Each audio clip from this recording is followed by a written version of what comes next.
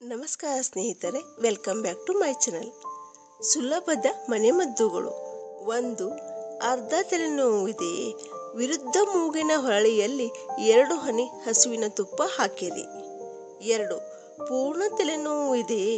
ಮೂಗಿನ 2 ಕಡೆ 1 ಹನಿ ಹಸುವಿನ ತುಪ್ಪ ಹಾಕಿರಿ. 3. ತಲೆಹೊಟ್ಟು ಇದೆಯೇ? ತಲೆಗೆ ತುಳಸಿ ಎಣ್ಣೆಯನ್ನು ಹಚ್ಚಿರಿ. 4. ಕೆಮ್ಮು, ನೆಗಡಿ, ಕಫ ಇದೆಯೇ? ತುಳಸಿ ಕಷಾಯವನ್ನು ಸೇವಿಸಿ. 5. ಚೇಳು ಕಚ್ಚಿದರೆ ಬೆಳ್ಳುಳ್ಳಿ ಜಜ್ಜಿ ಕಚ್ಚಿದ ಜಾಗಕ್ಕೆ ಹಚ್ಚಿದರೆ ಶಮನವಾಗುವುದು. 6.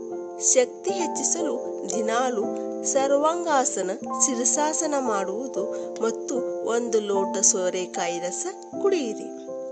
7. ಅಜೀರ್ಣವಾದರೆ 1 ಹೊತ್ತಿನ ಊಟ ಬಿಟ್ಟು ಬಿಡಿ. 8. ಋತುಸ್ರಾವದ ಹೊಟ್ಟೆ ನೋವಿಗೆ ಬಿಸಿನೀರಿನ ಬಾಟಲಿಯಿಂದ ಶಾಖ ಕೊಡಿ. 8. 5 ವಾರ ಎದ್ದ ತಕ್ಷಣ 1 ಟೊಮೆಟೊ ತಿಂದರೆ ನಿಮ್ಮ ಬೊಜ್ಜು ಕರಗುತ್ತದೆ. 10. ಆಮಶಂಕೆ ಸಮಸ್ಯೆ ಇದ್ದರೆ 1 ಚಮಚ ಮೆಂತೆ ಮೊಸರಿನಲ್ಲಿ ಬೆರೆಸಿ ನುಂಗಿ. 11.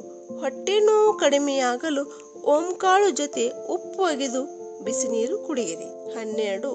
ಸಣ್ಣ ಮಕ್ಕಳಿಗೆ ಪದೇ ಪದೇ ಕೆಮ್ಮು, ಜ್ವರ ಬರುತ್ತಿದ್ದರೆ 1 ಚಮಚ ತುಳಸಿ ರಸಕ್ಕೆ ಅರ್ಧ ಚಮಚ ಜೇನುತುಪ್ಪ ಸೇರಿಸಿ ದಿನಕ್ಕೆ 2 ಬಾರಿ ಕೊಟ್ಟು ನೋಡಿ.